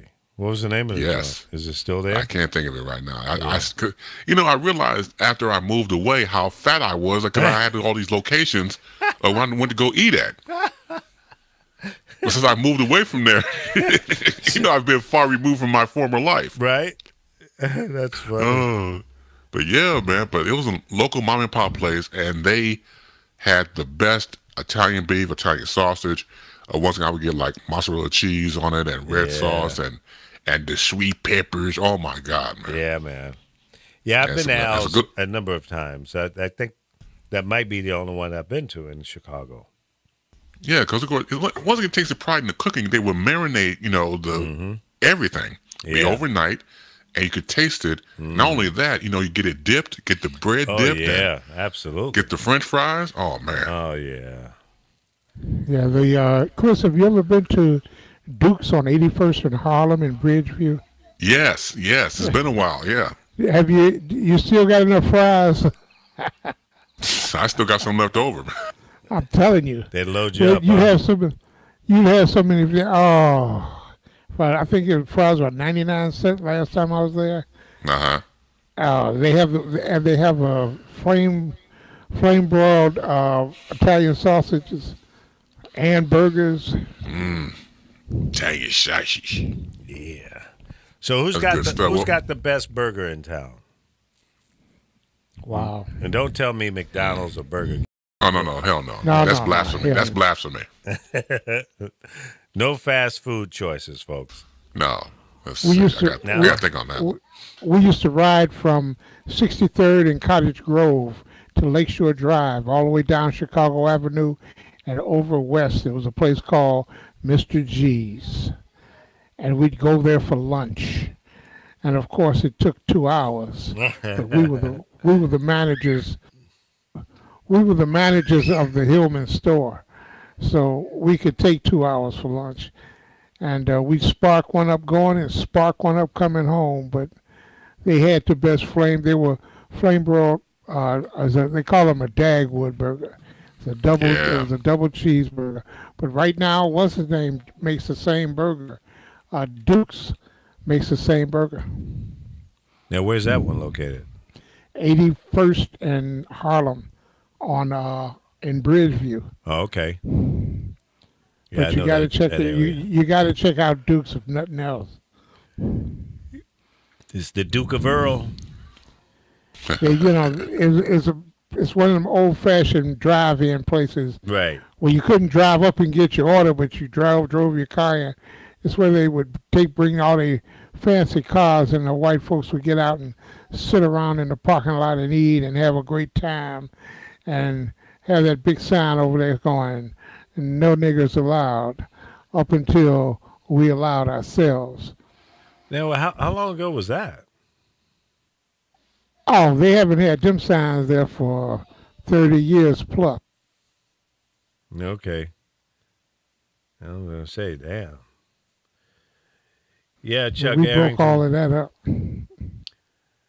Now, Donald Grammer said hi to Carol, and Carol's not here. Carol's not here, man. The other Carol's here, but not Carol. Yeah, I'm here. No, I'm other Carol. No, right. Carol's not here. She's on assignment. Or something. She's on something. I'm not sure what it is. Oh, she's on something or coming off it. Right? Right. Let's see. We're talking food, folks. Talking about the best burgers, the best pizza, some of the food that you used to go to grandmama's house to eat. And just kind of having a little fun talking about food today. And the reason is because I'm hungry. You got that right. I need some food. Now, see, back in the day when you were a disc jockey on the radio, and if you said, hey, I got a taste for some barbecue within an hour or less. Yes. Yep. You would have all the barbecue that you could eat and then some. You could feed the whole damn station. Because one of the barbecue joints, they were always listening. Oh, and yes. They would load up a tray of barbecue, chicken and the ribs and all of that, and bam. To get that free advertisement. That's right. That's right. All you had to do is say, well, thanks to Leon's Barbecue for dropping off some barbecue for us today here at the station. And what was that, on 59th and State, where he started out? Probably, yeah. Yeah, because that. And we were out in Oak Park at that time at WBMX. Yeah. Yeah. I used to deliver to the Leons on 79th, just off Stony. Oh yeah, that one, and there was one on 83rd and Cottage Grove as well. 83rd and Cottage, right? 59th and Racine. Getting free rib tips and hot links. Yeah, man. On a daily basis. Oh yeah, that'll get you up to about $3.95. Right, and the cutest part about it was the bread we would take them would be the stale bread that we would pick up out of the stores. And it didn't matter, right? It didn't matter. It didn't matter. That's funny. Now, you mentioned about burgers. Now, see, burgers, in fact, go back to you because one of the burgers that I've always appreciated, like an evolution of a burger for me, when I was a kid with my family, especially my mom, my sister, and me, we would go to the Woolworths across the street from our house, and they had that luncheonette in the back, that luncheon area. Right. And so they had some of the best burgers when I was a kid. And then I go there for a little bit, and then I got older. There's a place on Pershing before you hit Ashland. It's called Kevin's Hamburgers. It's a 24-hour greasy spoon. Best burgers you ever want to eat. And then between that, Miss Lee's, I told you about, because that's why, from your conversation about the whole fried egg on the burger thing. Absolutely. And ever since then, she hates my guts. She said, "Oh, here comes that fried egg." Why you want a fried egg on it? I had one the other day. I had a turkey burger from Fat Burger. I had just one slice of turkey meat. Sometimes I do a double, but this was just a single. Okay. I had mushrooms, lettuce, tomato, mayo, fried egg, cheese, mustard, relish, and whatever else they throw on it. Everything but onions. Fully loaded. That's fully loaded, dog. And no peppers. No peppers, no onions. Everything else that they have, they put it on it. And then, just as a chaser, okay, you got to have some sweet potato fries, crispy. Oh, man. Shit.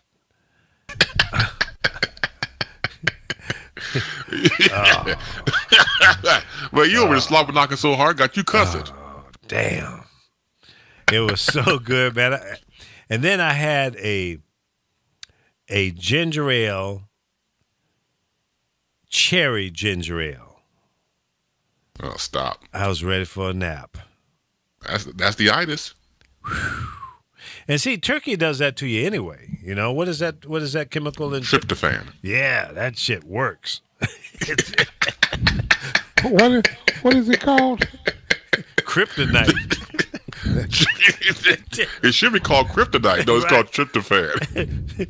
It'll trip you out. I know that. I went back to my car, man. I went, I need a nap. I need to chill for a minute. And by mistake, I still had my damn phone in the online mode and got a call right away. I said, damn. Oh, you got to drive full. Drive now, full house. But yeah, that's the way to eat a burger, man. There ain't no other way. I'll do it. Absolutely. And then I remember the first time I went to Fat Burger here in L.A., it was I want to say 75 or 76. And it was like 2 o'clock in the morning. We've been out partying. And I said, yeah, give me everything but onions. Give me double. No, triple burger. Triple patty. Ooh-wee. With the fried egg, the chili, and oh man, it took me 3 hours to eat that thing, man. I know it did, like a patty per hour. Ooh, man, it was huge. But my eyes was bigger than my stomach, but I worked up to it. I got better in time. But yeah, man, that's so the Fat Burger here in LA. And then there was another place 20 years ago, and I don't think they're around anymore. I haven't seen it. It was called Mo Better Burger. Oh, okay. Yeah, that was a good burger. Now, were you still doing ground beef, or you did turkey back then? I was doing both. Oh, both.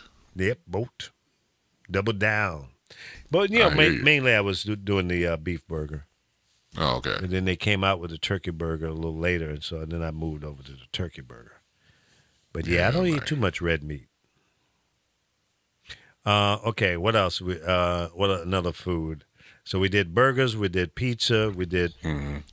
We didn't really do ribs. We talked about Leon's, but who's got the best ribs in Chicago now? Back in the day and now. Man, that's a good one. I do. I was getting ready to say I'm partial to my own when I fixed it. Yeah, when my family fixed it, because like I said before, my mom and dad do all the prep work when I was coming up. Mm-hmm. Take all the membrane off. Skin it off the ribs on the back. And on the back, right? Exactly. Yeah. Take the membrane, skin it off. Yeah. And then put the seasoning on it. Let it sit overnight, and then my dad would do all the queuing. So for me to watch them do it, and then eventually do it my own self, like I said before, it was a rite of passage. So I would say first my own. Now after that, now what kind of sauce are you dealing with? We make our own sauce. Really? At one point. Okay. And if we did go to other sauce, we probably used at the time Open Pit, and then done other sauces down the road. Yeah. My uncle Kit, K-I-T-T, he was a trip. Not only he's pretty good at barbecue, and he had stories and jokes and lies. Oh, he would have your stomach hurting laughing so hard. But Uncle Kit, his barbecue sauce was basically like an oil and vinegar. Mm-hmm. And he would saute it overnight in that sauce or Italian dressing. And that's what that's how he did his ribs. And I'd never had it that way before. So it was kind of tangy. It was not a red sauce. And now in, South Carolina or North Carolina, they do a mustard-based sauce. Oh, yeah, I read about that. Yeah. Right. Have you ever had that? Never had it. I had never had it before until I was in Florida, and Andre took me over to a place called the Georgia Pig. And they had a chopped pork sandwich. Now, this is Andre Eglinshine, right? Now, you sure he wasn't eating armadillo? It could have been. You never know. Some roadkill. Right. Exactly. Some roadkill. So, that was the first time I was introduced to the mustard-based barbecue sauce. So it was Georgia. So I think that's why they call it the Georgia Pig. And they had they would cook the meat right there in the place, on an open wood fire. And you see them chop it up. It was fresh right off the the bone. And man, that was a good sandwich. You get that, some fries, and a cherry Coke, and you're straight. Nice. Yeah.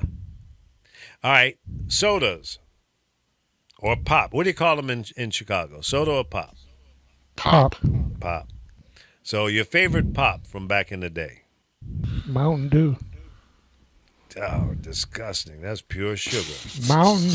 Mountain Dew You remember, Lee? You had to get it out of this big, huge chest full of ice and water. Yeah, yeah. And the bottle would be all dripping and wet, and Yep. the bottle was worth 2 cents, then a nickel, and man, you talking about drinks of Mountain Dew. Yahoo Mountain Dew, damn right. Man. That's a sugar rush for you. We got a local company here called Canfields. Yeah. And Canfields. There you go. Canfield, my favorite was 50-50. It was the clear pop combined with grapefruit juice. Oh, really? Yeah, yeah. That was great. But Canfields, and by me being a bread driver, I was trading with my boy Otis, and I was getting the... Don't indict Otis. Come on, man. You can't call names. Otis, Canfield closed a long time ago.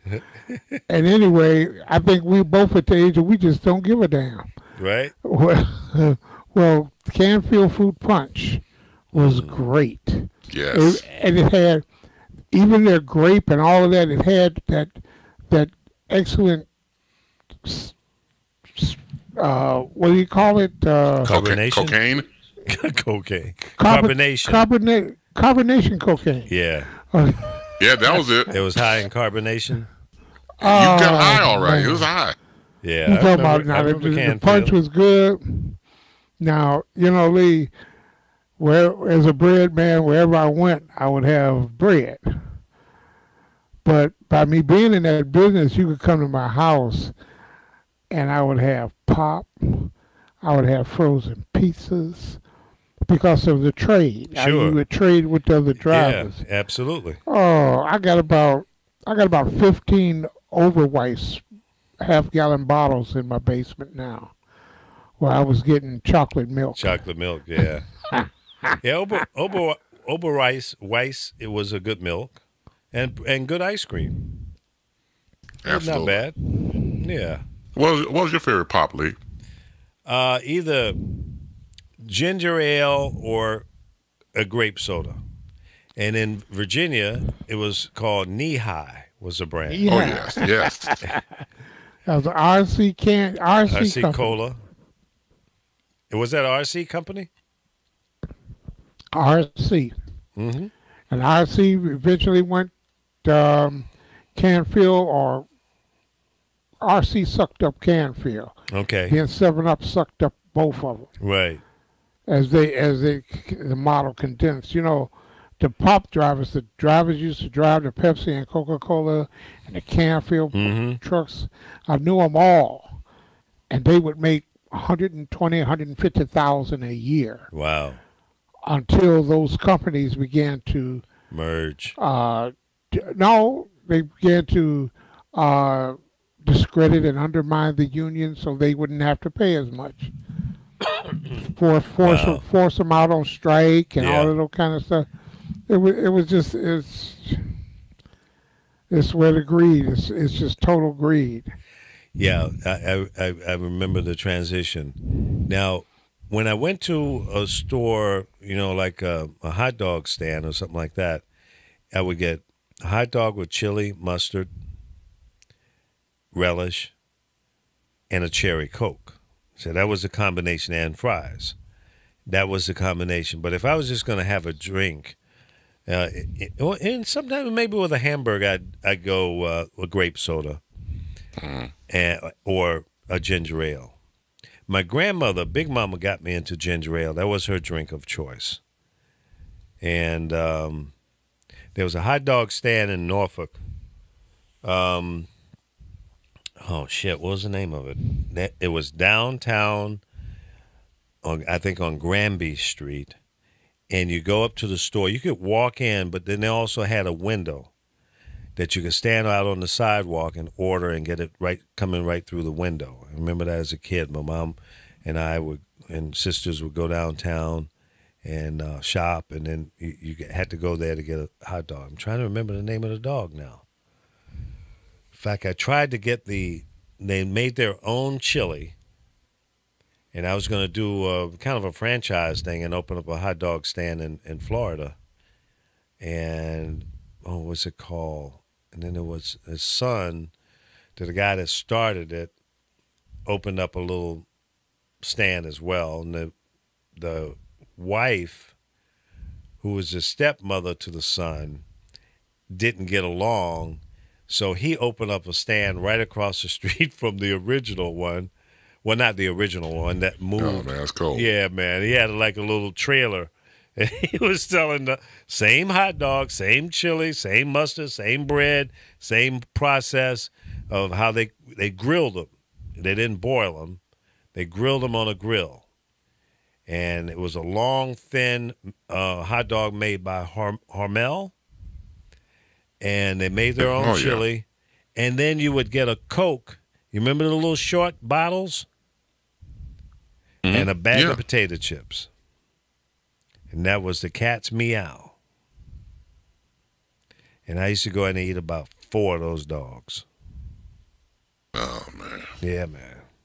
And it wasn't very expensive. I think his dogs might have been $1. The chips was 50 cents, and the Coke was maybe 75 or $1. Oh, yeah. So you could drop about $6 or $7, man. You'd be straight. Oh, man. 4 know back in dogs, the day, a bag of chips, and a Coke. You good. Yeah, you were good to go solo, man. Absolutely.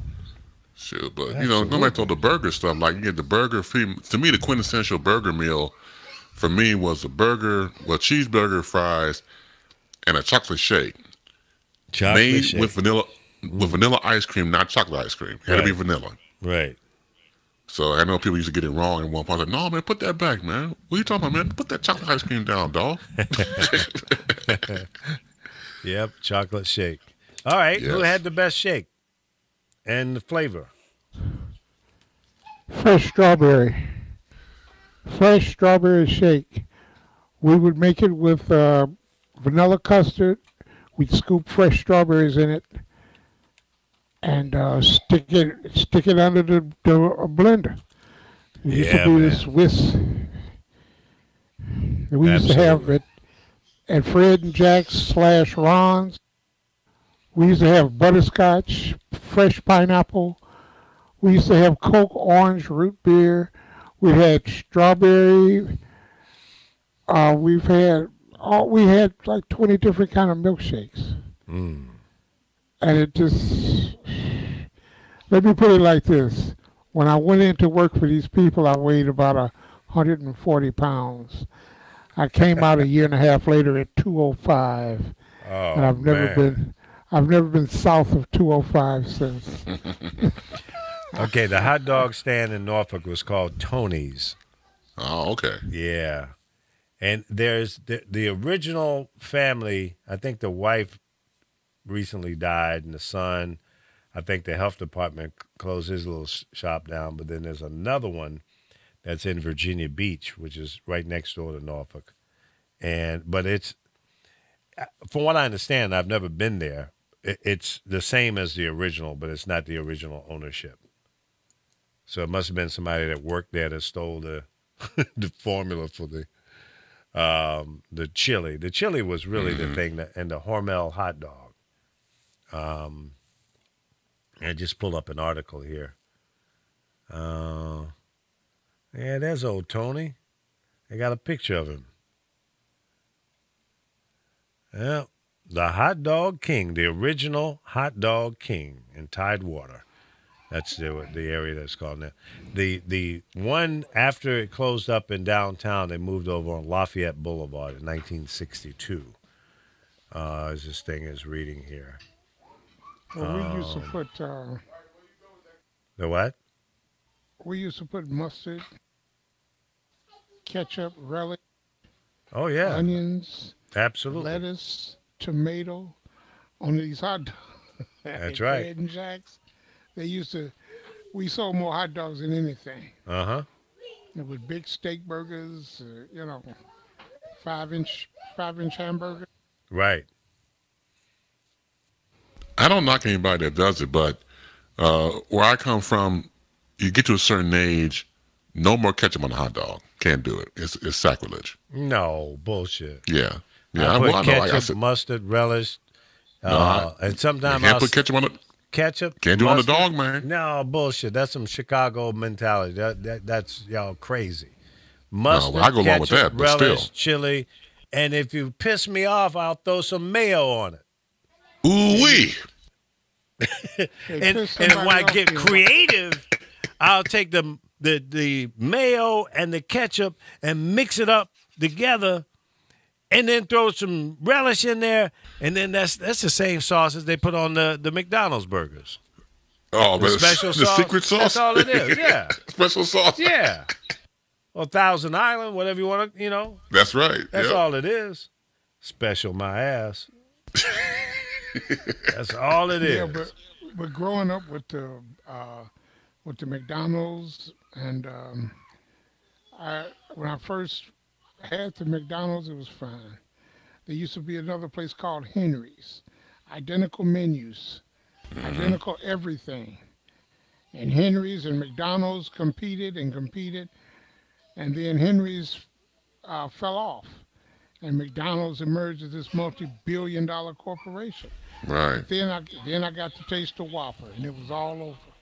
Well, also back in the day, it's location now, depending on what kind of what part of the cities or different states you go to. Here, we had Jack in the Box, but that's gone. Jack in the Box was pretty good. Oh, and man. Then, then also in not River Park, but Evergreen Park, we used to have a place called Wimpy's, named after the character from Popeye. Yeah. Wimpy's had a good burger too. Wimpy's was off the chain, Chris. That's right. And Fred and Jack stay on 103rd and Halsted, was it? Mm-hmm. Yeah. We two of them hot apple pies. Where you had the munchies at 2 in the morning. I tell you.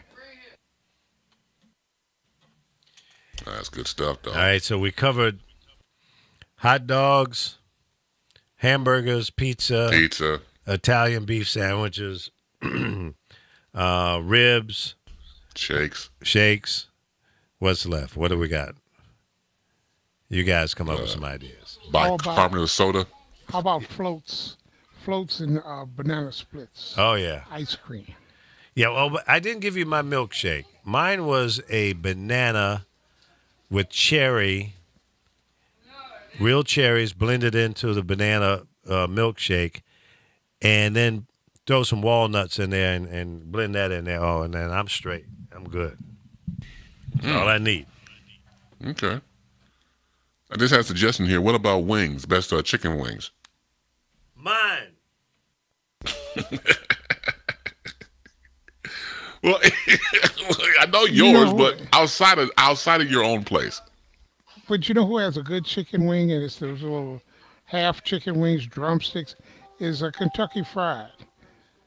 They have a good tasting chicken wing. Real good tasting chicken. Yeah, I'm very biased coming to that. Yeah, I have to say my own too. Anything at home is cooked. You're doing all right. I've been known to eat 30 or 40 of them at a stop. Ooh, yeah, that's what I'm talking about, man. Get full. Sure, that's good stuff.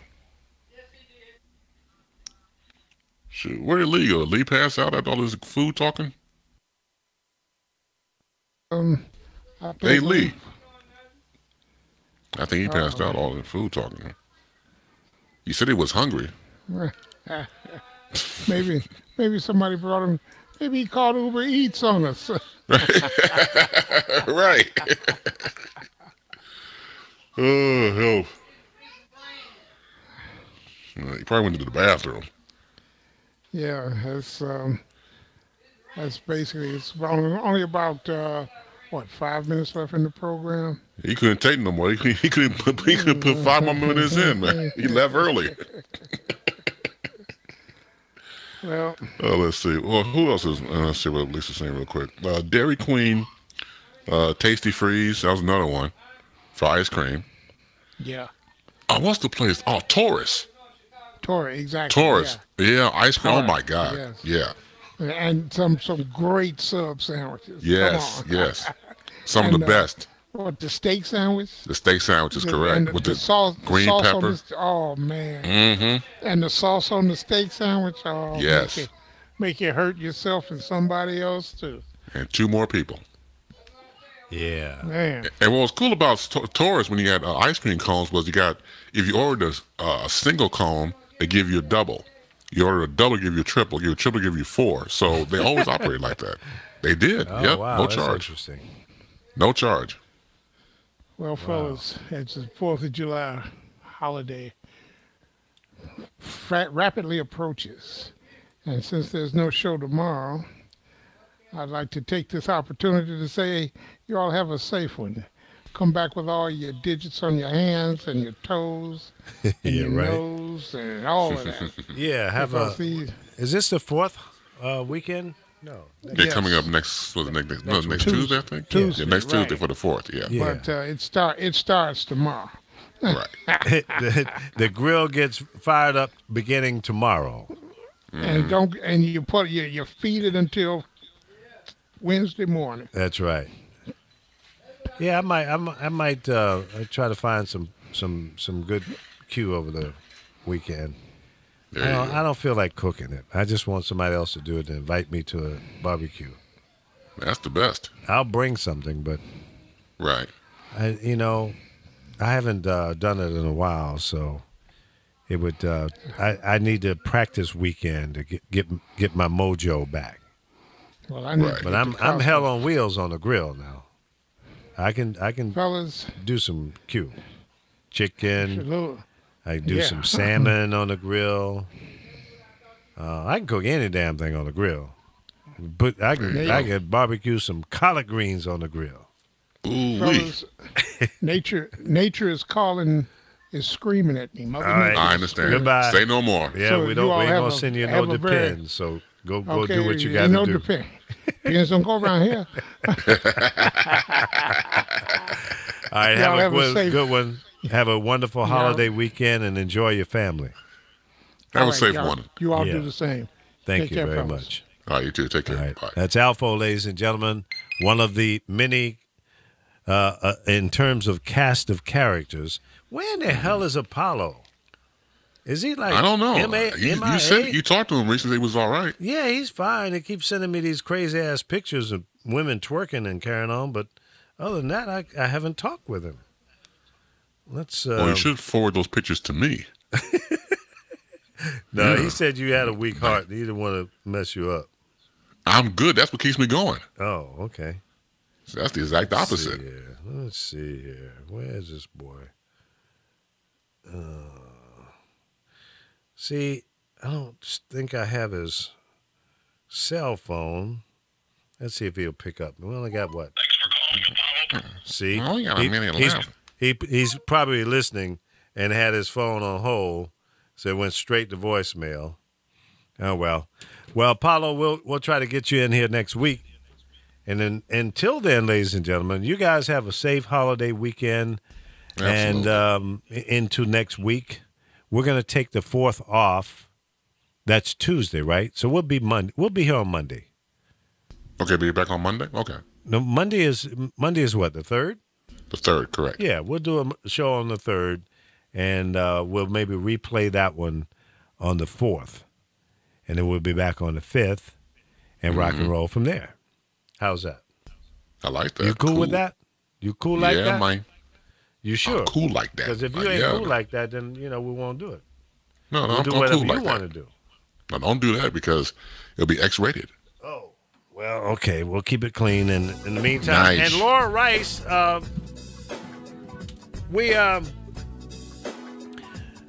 hope you have a good weekend as well. And Chris said he would be more than happy to take you out on a date this weekend. No. I had to cut him off so he couldn't say no. I have to start a fire and let it burn through the weekend. That's how I roll. You guys have a wonderful weekend. Be safe and tell someone you love them and mean it. Don't just say it just because I said so, but say it. Spread some love. We need more love in the world and less hate, and we need to evict this current administration beginning November 6, 2018. Have a wonderful weekend. Love you. Take care. Bye-bye.